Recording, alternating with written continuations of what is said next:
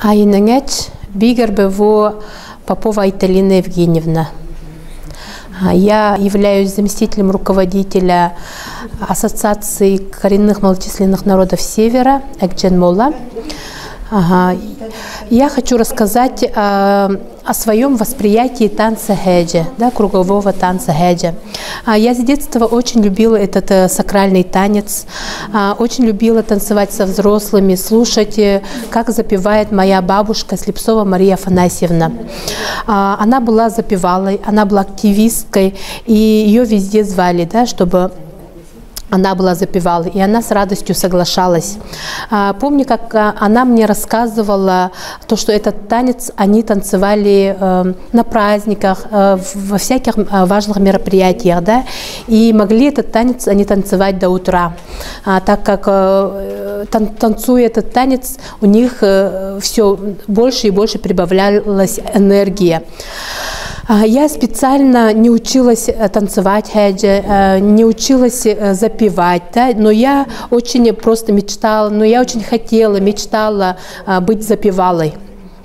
И когда я в первый раз участвовала в 2018 году на слете оленеводов в селе Хану Момского района,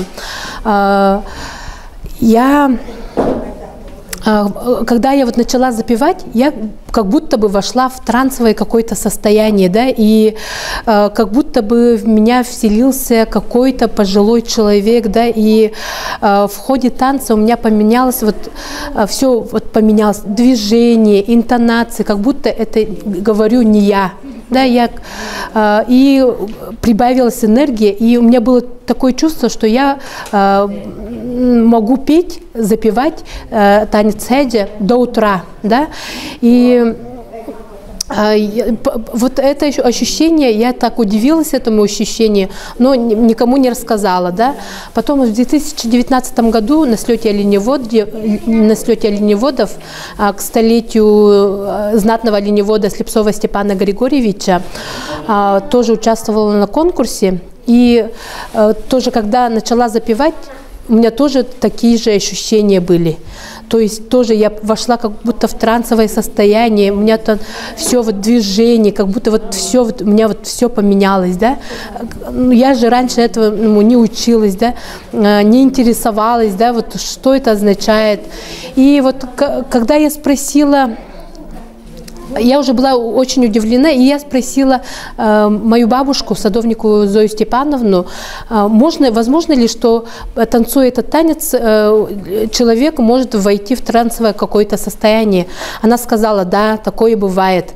И вот тогда я очень сильно заинтересовалась этим танцем, да, и начала изучать, да, и поняла, что действительно, да, то, что этот танец с очень таким глубоким смыслом, да, и что она имеет магическую силу, и который способен генерировать и восстанавливать жизненные силы. И когда танцуешь, да, этот запевала, и все те, кто танцуют, да, запевают, они очищаются от негатива. И я была очень так удивлена, да, и даже очень так...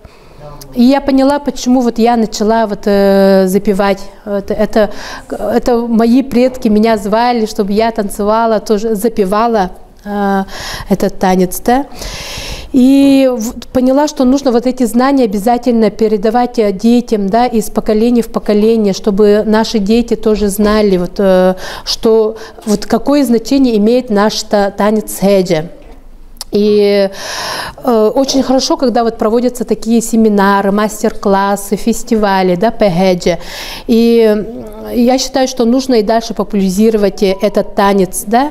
И мне очень так тоже бывает обидно, что неправильно танцуют, да, неправильно перемешивают с якутскими танцами. Тоже это очень, конечно, немножечко обидно. И хорошо было бы, если бы танец хэджи, он вошел в наследие ЮНЕСКО.